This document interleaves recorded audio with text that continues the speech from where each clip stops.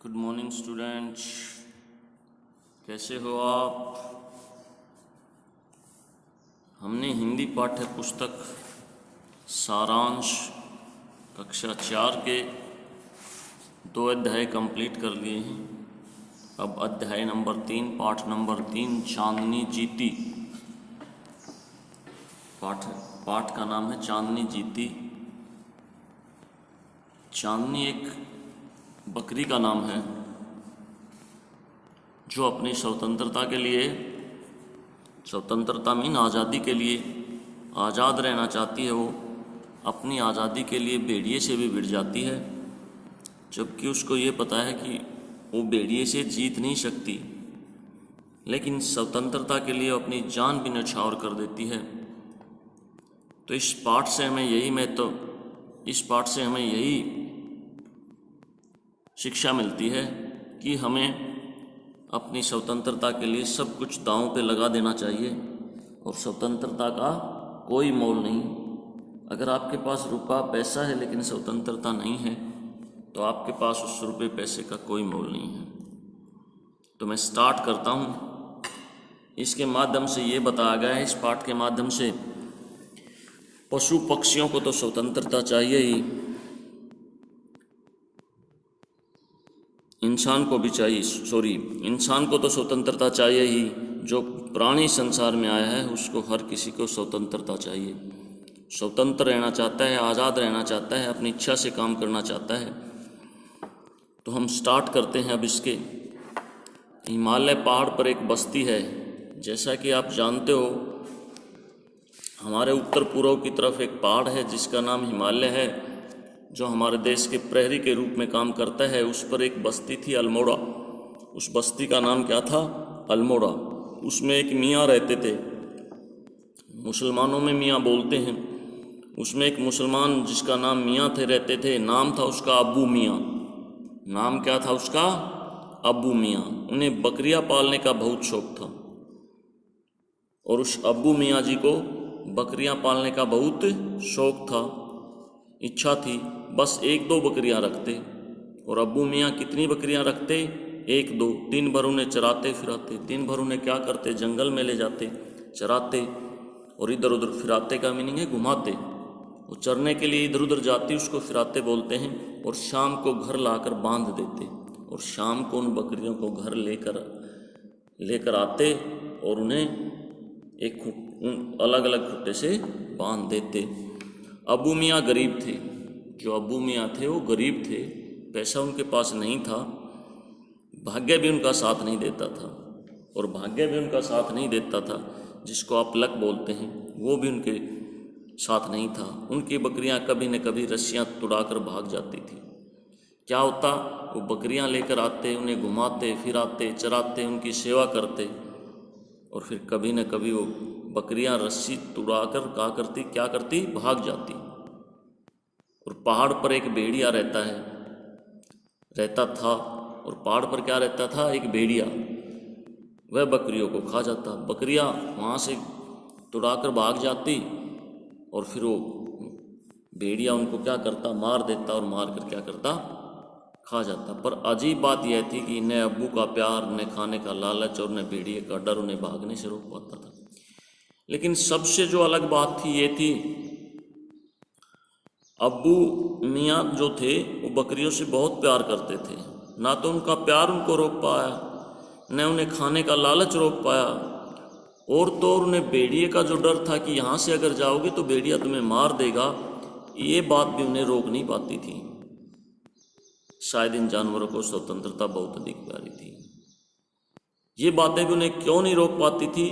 क्योंकि अब्बू मियाँ के पास उन्हें स्वतंत्रता नहीं मिल रही थी, आज़ादी नहीं मिलती थी, उन्हें बांध के रखते थे।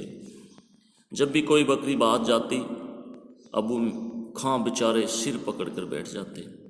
जब भी कोई बकरी भाग जाती तो अब्बू खां क्या करते? अपना सिर पकड़ के बैठ जाते थे। हर बार यही निश्चय करते कि अब से बकरी नहीं पालूंगा, और सोचते कि अब से बकरी नहीं पालूंगा, मगर अकेलापन बुरी चीज़ है। लेकिन कहते हैं कि अकेलापन बुरी चीज़ है।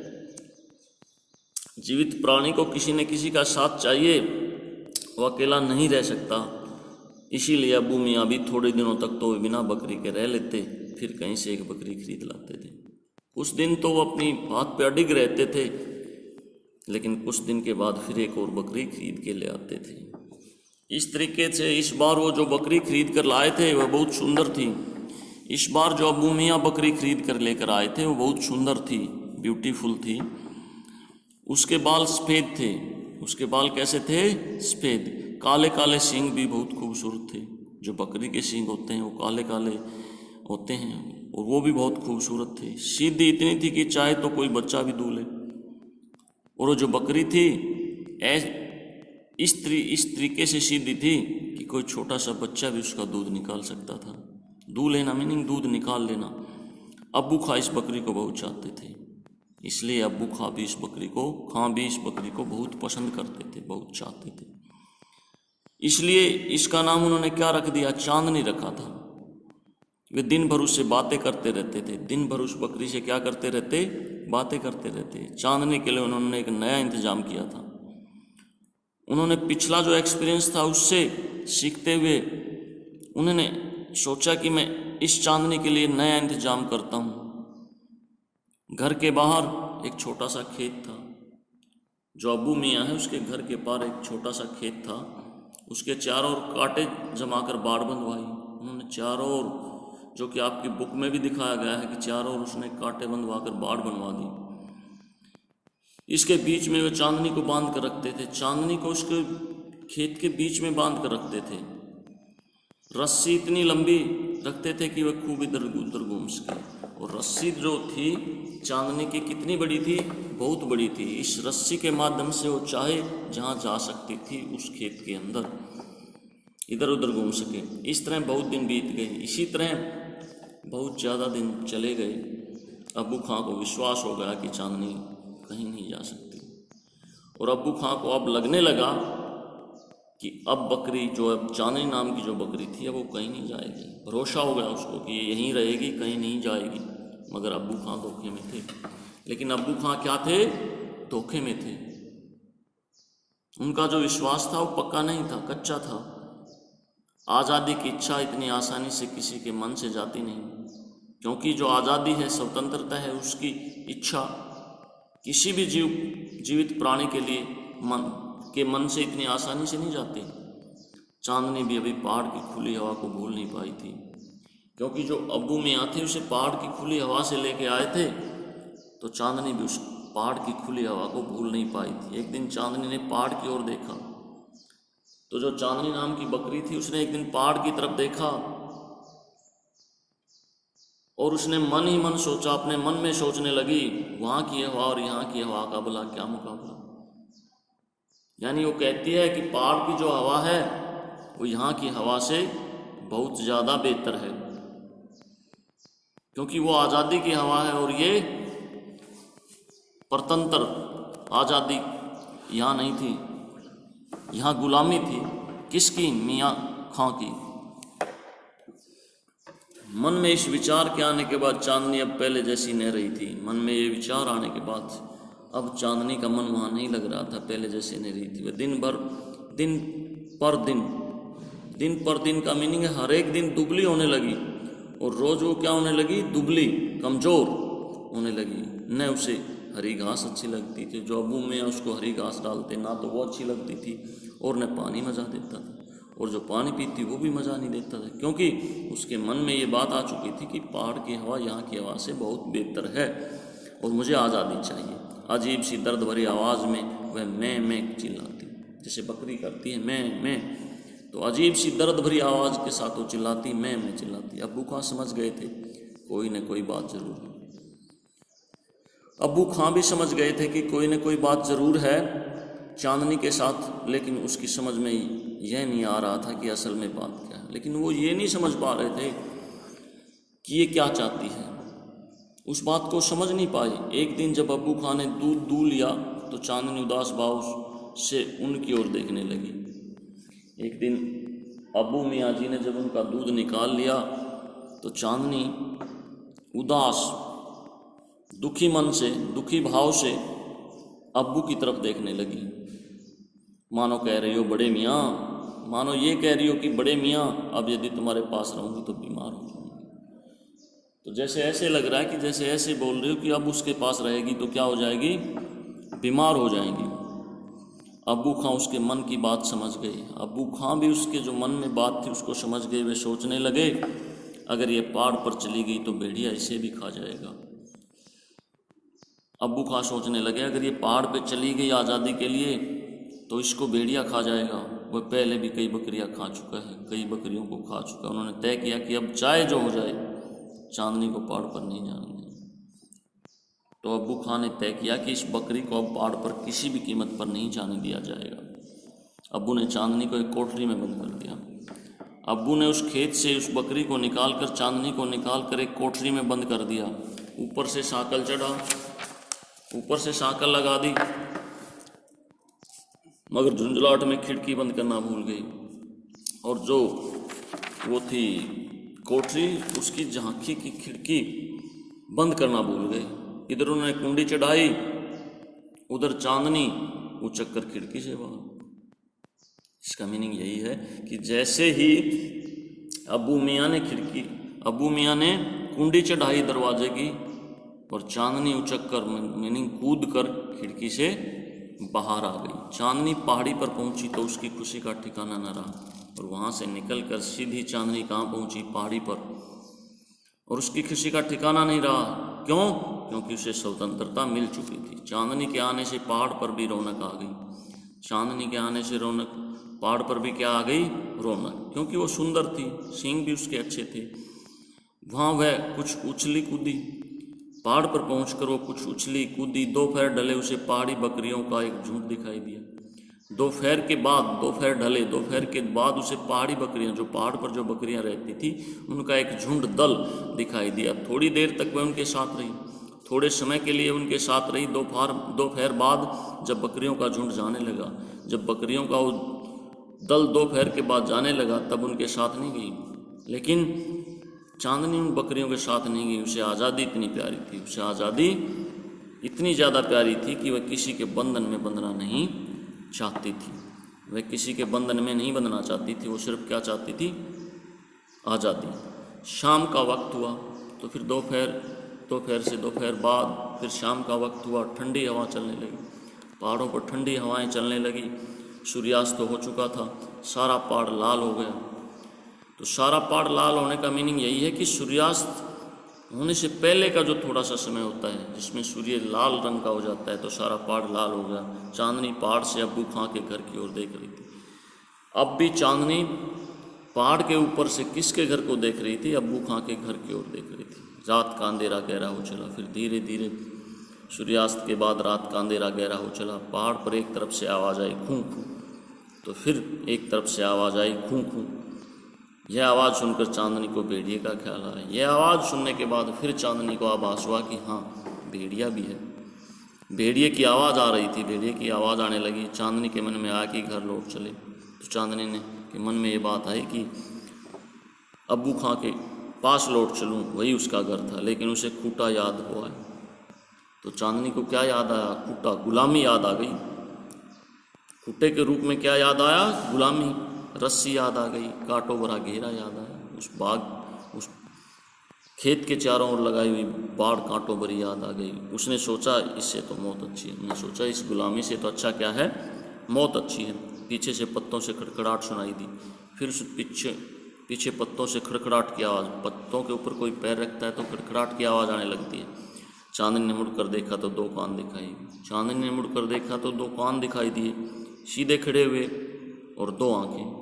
तो सीधे खड़े हुए दो कान और दो आंख दिखाई दी, जो अंधेरे में चमक रही थी। भेड़िया पहुंच चुका था, जो अंधेरे में चमक रही थी। भेड़िए की जो आंखें वो अंधेरे में चमकती हैं, तो भेड़िया पहुंच चुका था। भेड़िया ज़मीन पर बैठा था।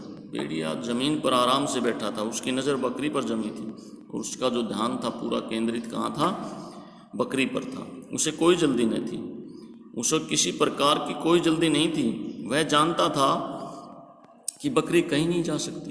भेड़िया जानता था कि अब बकरी कहीं नहीं जा सकती। वह अपनी लाल लाल जीभ और अपने नीले नीले ओठों पर फिरा रहा था। जो उसकी लाल लाल जीभ थी वो अपने जो उसके नीले नीले ओठ थे उनके ऊपर से इधर उधर कर रहा था, फिरा रहा था। पहले तो चांदनी ने सोचा कि क्या लड़ूं। चांदनी ने पहले तो सोचा कि क्या लड़ूं, नहीं लड़ना चाहिए, भेड़िया बहुत ताकतवर है, इसमें बहुत ताकत है, मुझे मार देगा। उसके पास नुकीले दांत है, और उसके पास दांत भी कैसे हैं, नुकीले। नुकीले मीनिंग तेज। जीत तो उसकी होगी, और जीत तो उसकी ही होगी। उसने मन ही मन सोचा, लेकिन फिर उसने सोचा कि यह तो कायरता होगी। फिर उसने सोचा अगर ऐसा नहीं करूँगी तो ये कायरता होगी, अगर मैं इसके साथ नहीं लड़ूंगी तो ये कायरता होगी। उसने सिर झुकाया, फिर चांदनी ने अपना सिर झुकाया, सींग आगे किए और पैंतरा बदला। पैंतरा मीनिंग का उसने पोजीशन बदली। वह भेड़िए से लड़ गई, लड़ती रही। वह भेड़िए से लड़ना स्टार्ट कर दिया और लड़ती रही। कोई यह न समझे कि चांदनी भेड़िए की ताकत को नहीं जानती, कोई यह न समझे। तो यहाँ कहता है लेखक कि ये ना मानो कि चांदनी को ये नहीं पता था कि भेड़िए में कितनी ताकत है। उसे हर चीज़ का आभास था, लेकिन वो कायरता के साथ मरना पसंद नहीं करती थी। वह खूब समझती थी कि बकरियां भेड़िए को नहीं मार सकती। तो वो जानता था कि बकरियां हैं जो भेड़िए को नहीं मार सकती, लेकिन मुकाबला करना ज़रूरी था। बिना लड़े हार मानना कायरता है। बिना लड़े अगर हार मान ली तो एक कायरता कहलाती है। चांदनी ने भेड़िए पर एक के बाद एक हमला किया। तो चांदनी ने भेड़िए पर एक के बाद, यानी उसने बहुत से हमले उसके बाद ऊपर किए। भेड़िया भी चकरा गया, भेड़िए को भी चक्कर आने लगे, लेकिन भेड़िया था। मीनिंग भेड़िया ताकतवर होता है और वो बकरी से ज़्यादा ताकत होती है। सारी रात गुजर गई, सारी रात दोनों की लड़ाई चलती रही। धीरे धीरे चांदनी की ताकत जवाब देने लगी, लेकिन समय के साथ फिर क्या हुआ, चांदनी की जो ताकत थी वो जवाब देने लगी। फिर भी उसने दुगना जोर लगाकर भेड़िए पर हमला किया, लेकिन फिर भी उसने अपना दुगना, जितना उसमें जोर था उससे डबल 2 गुना लगाकर भेड़िए पर हमला किया। लेकिन भेड़िए के सामने उसका कोई वश नहीं चला, क्योंकि भेड़िया ताकतवर था, इसलिए उसके सामने कोई वश नहीं चला। वह बेदम होकर जमीन पर गिर पड़ी। वो बिना दम के, यानी वो मर चुकी थी, जमीन पर गिर पड़ी। पास ही पेड़ पर बैठी चिड़िया इस लड़ाई को देख रही थी। उनमें बहस हो रही थी, कौन जीता, कौन हारा, कौन। तो चिड़िया आपस में ये डिस्कस कर रही हैं, एक दूसरे से यही बोल रही हैं कि कौन जीता, कौन हारा। इसी बात को लेकर उनमें बहस आ जाती। बहुत सी चिड़िया ने कहा भेड़िया जीता, बहुत सी चिड़िया ने कहा कि भेड़िया जीता, पर एक बूढ़ी सी चिड़िया बोली चांदनी जीती। लेकिन एक जो बूढ़ी सी चिड़िया थी वो बोली कि चांदनी जीती। क्यों? क्योंकि चांदनी ने अपनी आज़ादी के लिए लड़ के मरना ठीक समझा। अब तुम सोचो वास्तव में कौन जीता। अब आपको ये डिसाइड करना है, आपको ये देखना है कि वास्तव में जीता कौन। क्या अपनी जान न्यौछावर करके भी चांदनी जीती? यदि हाँ तो क्यों? यदि आपको लगता है कि अपनी जान न्यौछावर करके भी चांदनी जीती,